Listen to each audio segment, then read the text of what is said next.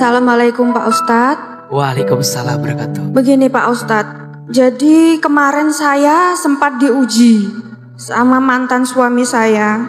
Saya menemukan chat yang berisi perempuan Pak Ustadz. Dia ini memeras mantan suami saya jika tidak mengirimkan uang kepada wanita tersebut, semuanya akan dibongkar atau diadukan kepada saya Pak Ustadz. Dan saya juga membaca ada chat yang berisi mantan suami saya itu sempat check-in di hotel Pak Ustadz.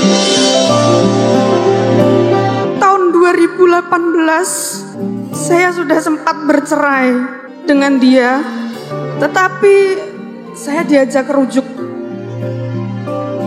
Dia berjanji tidak akan mengulangnya lagi. Dia bersumpah atas nama Allah Pak Ustadz. Sebenarnya di tahun 2022 itu saya sudah merasa perasaan yang tidak enak Pak Ustadz. Karena dia sudah mulai jarang memberi nafkah batin kepada saya. 5 bulan, 6 bulan tidak memberikan nafkah batin, tidak menyentuh saya Pak Ustadz. Di tahun 2024 itulah saya menemukan juga video tidak senonoh keadaan memiliki luka sedalam ini Pak Ustadz. Terima kasih. Kunci ketenangan hati itu ada pada hati yang mendekat dan mengingat Allah Subhanahu wa ta'ala. Ala bizikrillahi tatmainnul qulub. Ingatlah, hanya dengan berzikir kepada Allah hati akan menjadi tenang. Maka yang pertama, Kak Prima, Ahilman merasakan rasa sakit yang tentu tidak mudah untuk dilewati dengan semua yang terjadi. Tapi percayalah, tidak ada satupun yang terjadi illa biiznillah, kecuali atas izin Allah.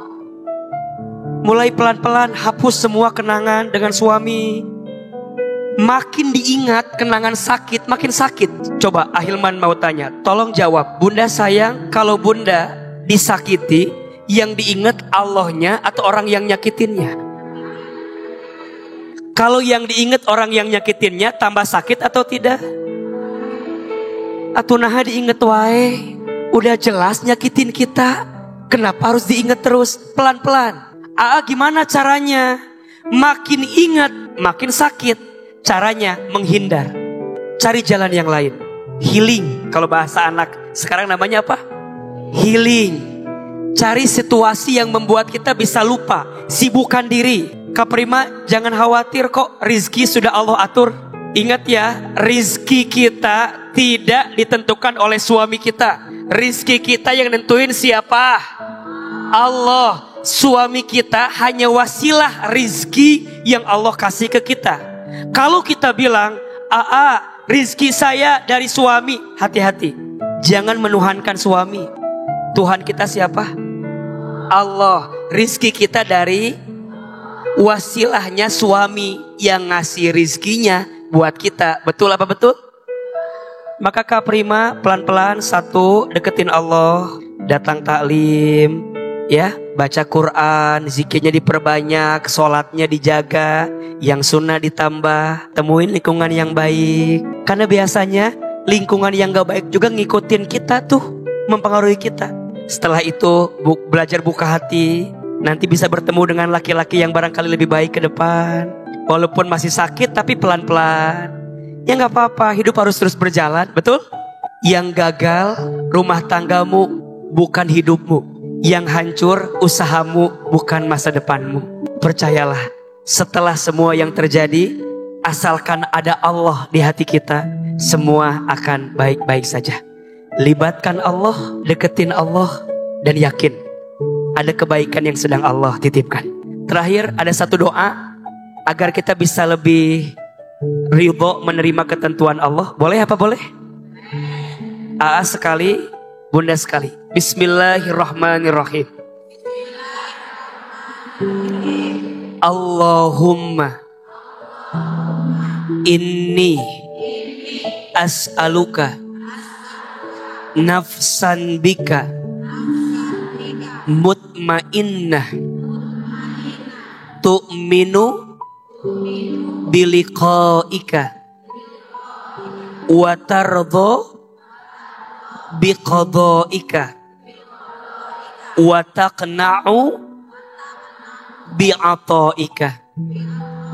Ya Allah, sesungguhnya aku memohon kepadamu hati yang tenang bersamamu, hati yang yakin berjumpa denganmu, dan hati yang ridho untuk menerima semua ketentuanmu, dan hati yang merasa cukup atas semua pemberianmu. Bagus doanya. Nanti dibaca ya Kak Prima, dan untuk jamaah semua boleh diamalkan. Baca setiap selesai sholat. Apalagi kalau kita lagi ngerasa gak rela dengan apa yang Allah takdirkan. Semoga Allah hadirkan yang lebih baik setelah semua ini. Amin ya rabbal alamin. Dan saya meminta kepada Allah untuk petunjuk. Saya salat istikharah, diberikan petunjuk bahwa saya ini harus bercerai dan semuanya dilancarkan. Yang dilancarkan yang bercerainya gitu. Alhamdulillah Pak Ustadz bilang mendekatkan diri kepada Allah, harus berserah diri kepada Allah, karena memang yang tahu semua itu hanya Allah. Dan alhamdulillah mengikuti kajian hati hari ini saya merasa terbantu, merasa hati saya sudah plong, ikhlas, lebih berfokus ke masa depan. Berserah diri kepada Allah itu harus bisa bangkit, pasti bisa bangkit. Assalamualaikum warahmatullahi wabarakatuh. Saya Rima dari Depok. Saya mau curhat Pak Ustadz. Saya baru September 2024 secara resmi berpisah dengan suami saya. Saya menikah dari 2021. Saya menikah, memang saya gak mau pacaran Pak Ustadz, karena saya pengen Allah itu ridho sama saya. Saya memudahkan segala pernikahan saya. Tapi di perjalanan suami saya gak pernah pulang Pak Ustadz. Tapi saya selalu berhusnuzon sama Allah. Saya pikir memang benar-benar bekerja, tapi saya mendapatkan hal yang Masya Allah. Saya mendapatkan suami saya ternyata sama perempuan lain di luar sana. Tapi saya tetap memaafkan suami saya Pak Ustadz. Karena nikah itu ibadah. Nikah itu pasti banyak cobaannya. Satu kali saya coba, saya menyadarkan beliau, tapi banyak wanita-wanita lain yang ngomong sama saya, dan dia juga bilang dia akan dilamar oleh suami saya. Saya udah berusaha, saya turutin semua permintaannya dia, biar dia ada terus buat saya, biar rumah tangga kita selalu ada. Karena saya mau nikah seumur hidup sekali Pak Ustadz. Tapi ternyata pernikahan saya, dia selalu mengucap dalak setiap saya mau mencoba untuk menyadarkan dia Pak Ustadz. Saya udah berusaha, walaupun dia yang salah, saya berusaha untuk saya yang minta maaf. Pertanyaan saya Pak Ustadz, kenapa, bagaimana saya ikhlas menjalani ini semua Pak Ustadz? Yang kedua, ternyata sebelum keputusan sah saya resmi berpisah, Agustus 2024 kemarin, beliau sudah melamar perempuan lain. Ustadz, saya sudah berpisah karena mohon maaf suami saya melakukan kesalahan, tidak bertanggung jawab dan segala macamnya. kita cek dulu nanti ya. Bunda, memang yang namanya perpisahan itu bukan sesuatu yang mudah. Tapi izin ya, kalau boleh dikalkulasi, kira-kira gimana keadaan hati untuk bisa bertahan di tengah kondisi yang agak sulit. Kalau saya sering bilang gini ya, kalau pasangan bunda melakukan 5 hal. 1, dia tidak bertanggung jawab.